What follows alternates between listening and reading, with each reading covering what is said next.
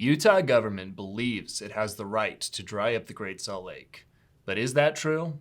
Hi, I'm Joe from the Great Salt Lake Waterkeeper, and this is Liquid Courage, a no-bull series about water in Utah. Today, we're talking about why California's Mono Lake still exists after decades of upstream water diversions and what it means for the Great Salt Lake.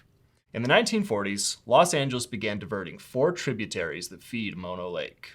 Over time, these upstream diversions shrank the lake dramatically and threatened to completely dry it up. But in 1979, local residents filed a lawsuit against the Los Angeles Department of Water and Power because they knew Mono Lake would disappear if they did nothing.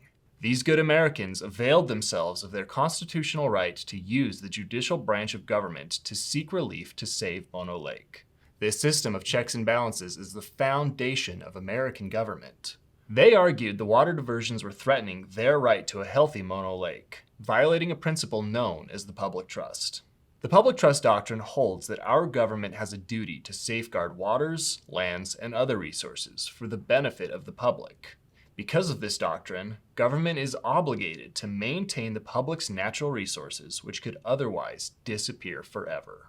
Fortunately, the court ruled in favor of the Mono Lake Committee, citing the public trust in its decision.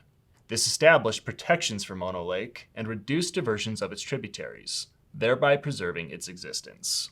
Mono Lake would not exist today if citizens had silently trusted government to protect it.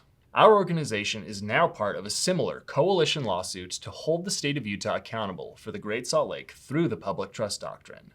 But some legislators and even some organizations have criticized us for this lawsuit, claiming we should not protect the Great Salt Lake through litigation. This short-sighted criticism is anti-American because it implies there's something wrong with using our constitutional right to hold Utah accountable for a future with a restored Great Salt Lake. But we need to do everything in our power to save the Great Salt Lake, including litigation, because the truth is that the lake will disappear if Utahns fail to hold their government accountable. And if you don't believe me, chew on this. During our court proceedings, a judge asked a lawyer for the state if Utah could allow all water to be diverted from the Great Salt Lake, completely eliminating it. And the attorney representing the state said, "That's correct, Your Honor." That's egregious, and it's exactly why we're taking them to court. To do anything less would be to surrender the Great Salt Lake. Visit Utah Rivers Council's website, greatsaltlakewaterkeeper.org, to learn more. See you next time.